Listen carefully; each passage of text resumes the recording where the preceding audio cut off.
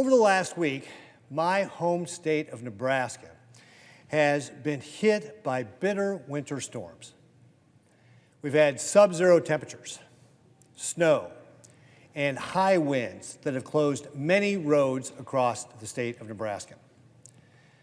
As always, in times like these, Nebraskans step up to help. I want to thank all of our first responders, whether they were snowplow drivers, law enforcement, firefighters, EMTs, other emergency personnel, all the folks who demonstrated their grit and service this last week to be able to help people out. And I especially want to thank the Nebraska State Patrol for the over 1,400 drivers they assisted during this crippling winter weather. Hospitals saw a number of frostbite injuries. Our farmers and ranchers continued to work to ensure our food supply here at home. And I want to thank my federal delegation as well, and will work with them to provide any support that is needed. And I appreciate that Governor Jim Pillen has declared a state of emergency and will also assist with any federal assistance that may be needed for this emergency. As we recover from these storms, I stand ready to work with my colleagues. It's also an opportunity for us to be able to think about how government can do better.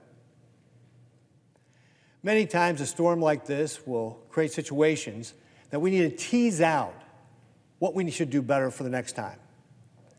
However, in this case, one of the lessons has become clear right away. As we all know, the EPA has a mandate that they want all new cars and trucks sold by the year 2032, I shouldn't say all, 2/3 of all cars and trucks sold by the year 2032 to be electric vehicles. This weekend, we saw why this is just a dumb idea.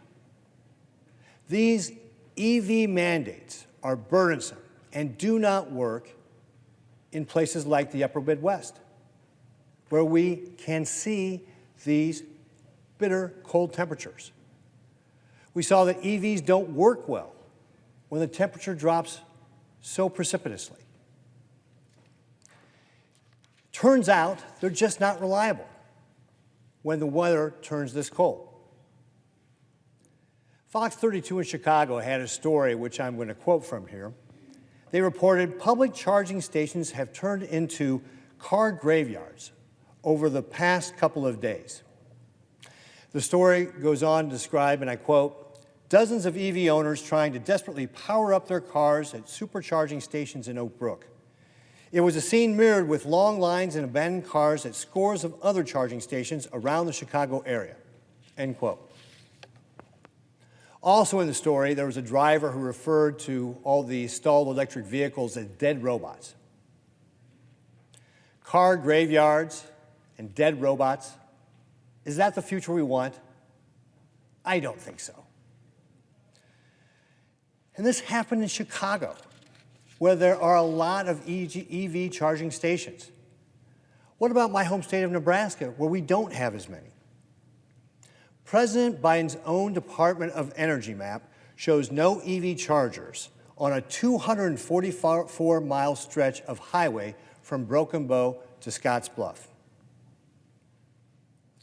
There is not a charging station within 65 miles of Gordon, Nebraska. Many rural communities are more than an hour's drive away from a charging station. Towns like Hyannis, Cody, Merrigan, Kilgore, and Thedford. Nebraska is the beef state, and I guarantee you that electric trucks are not practical when you're hauling livestock. One cannot afford just to pull over and start charging for 2 hours or even longer when the temperature is below zero. Cattle cannot tolerate it. And then think about not being able to charge at all. Or imagine EV ambulances that break down trying to get to a rural hospital, or EV buses breaking down trying to connect people to their jobs. These are very real considerations in states like mine. Nebraskans tell me over and over again that East Coast Washington bureaucrats have no idea what their policies will do in the Midwest of the United States. And guess what? They're right. Just as it turns out that EVs don't work in cold weather, these bureaucrats on the East Coast have no idea the implications of what their policies are to people in the Midwest. These major winter storms are a reminder that right now EVs don't have the performance or the reliance or the range in cold weather to be able to work in the Midwest. Imposing an EV mandate on Midwestern states like Nebraska is foolish, unworkable, and it's wrong, and I urge President Biden to reconsider this terrible policy. Until he does, I will continue to fight here in the U.S. Senate with every tool at my disposal. And with that, Madam President, I yield back. Thank you.